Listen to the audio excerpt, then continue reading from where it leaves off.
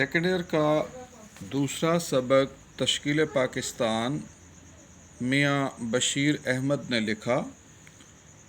عبارت ہے: سر سید نے قدامت پسند مسلمانوں کو نئے زمانے کی ضروریات سے آگاہ کیا اور ہزار دقتوں سے ان کو نئے علوم کے حصول اور نئی حکومت سے تعاون پر آمادہ کیا۔ اپنی مذہبی تصانیف اور رسالہ تہذیب الاخلاق کے اجرا سے انہوں نے ثابت کر دکھایا اسلام عقل کے اصولوں پر مبنی۔ ان کی تعلیمی مسائل 1877 کو تکمیل کو پہنچی جب علی گڑھ کالج کا افتتاح ہوا، جو کم از کم 30 برس تک مسلمانوں نے ہند کا واحد قومی مرکز بنا رہا۔ اس عبارت کی شرح یوں کی جائے گی: سبق کا عنوان، مصنف کا نام۔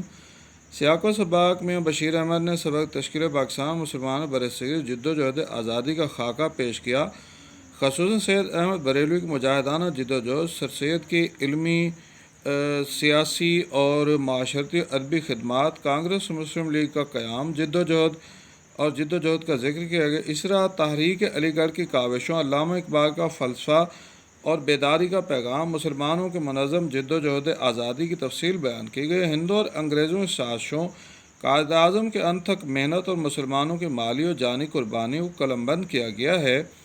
آخر میں نظریہ پاکستان اور مقاصد تشکیل پاکستان کا ذکر کیا گیا۔ یہ عبارت سبق درمیانی حصہ سے لی گئی ہے۔ اس عبارت میں مصنف بیان کرتے ہیں کہ سر سید احمد خان مسلمانوں کی رہنمائی کرتے تھے، اس طرح وہ مسلمانوں کو اس بری حالت میں نہ دیکھ سکتے تھے کہ جیسے وہ غلامی میں چلے گئے تھے۔ وہ مسلمانوں کی خستہ حالی کو دیکھ کر انہیں بہت زیادہ ترس آتا تھا۔ انہوں نے اپنے آخری دم تک مسلمانوں کا ساتھ دیا۔ سر سید نے قدامت پسند مسلمانوں کو نئے زمانے کی ضروریات سے آگاہ کیا۔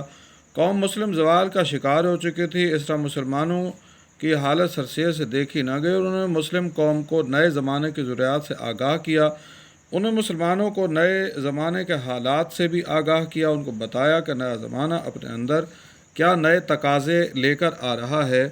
انہیں قدامت پسند اور زوال کا شکار مسلمانوں کو نئے علوم سے آگاہ کیا اور انہوں نے مسلمانوں کو بتایا کہ نیا زمانہ تم سے کیا کچھ طلب کر رہا ہے۔ سائنس، جدید ریاضی، جغرافیہ، انگلش پڑھنے پر زور دیا گیا۔ بقول شاعر، خدا تجھے کسی طوفان سے آشنا کر دے کہ تیرے بحر کی موجوں میں اضطراب نہیں۔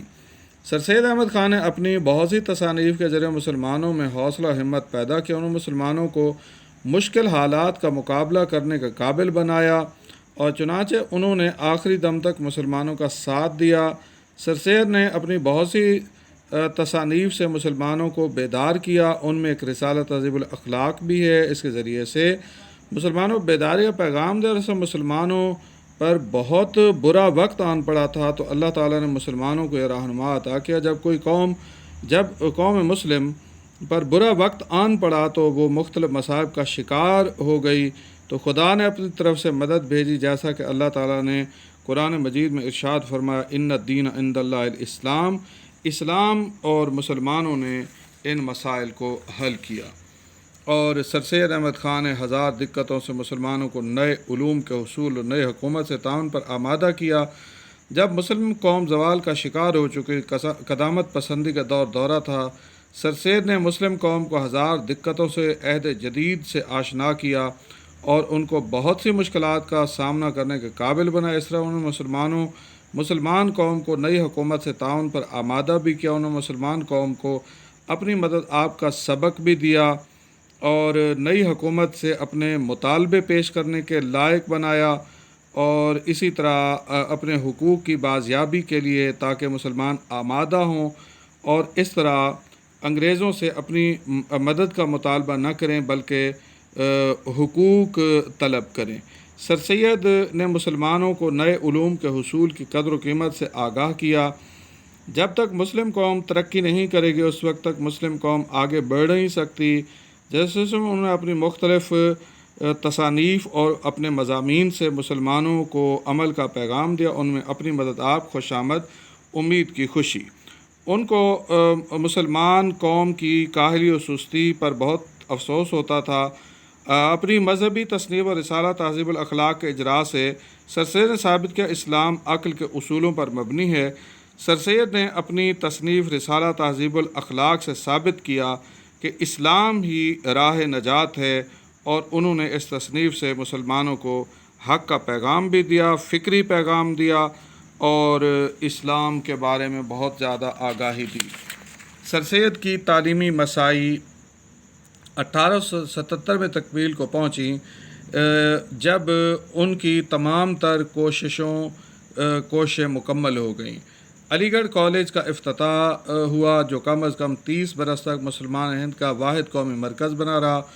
انہوں نے اپنی تعلیمی خدمات کے حوالے سے علی گڑھ میں بہت سے ادارے قائم کیے، جن میں علی گڑھ کالج ایک ہے۔ اسی طرح انہوں نے 1859 میں مراد آباد اور 1861 میں غازی پور میں مدرسے قائم کیے، اور جس کے ذریعے مسلمان قوم کو فائدہ پہنچایا۔ ان مدرسوں میں فارسی کے علاوہ انگریزی زبان اور جدید علوم پڑھانے کا بندوبست کرایا۔ سر سید نے 1875 میں علی گڑھ میں ایم اے او ہائی اسکول کی بنیاد رکھی، جو بعد ازاں ایم اے او کالج بن گیا، اور آپ کی وفات کے بعد 1920 میں یونیورسٹی کا درجہ حاصل کر گیا۔ ان اداروں میں سر سید نے آرچ بولڈ، آرنلڈ اور موریسن جیسے اساتذہ خدمات حاصل کیں، اور اس طرح انہوں نے اپنی خدمات کے ذریعے مسلمانوں کو نئے زمانے سے آشنا کیا۔ اس لیے شاعر نے کہا، ہزاروں سال نرگس اپنی بے نوری پہ روتی ہے، بڑی مشکل سے ہوتا ہے چمن میں دیدہ ور پیدا۔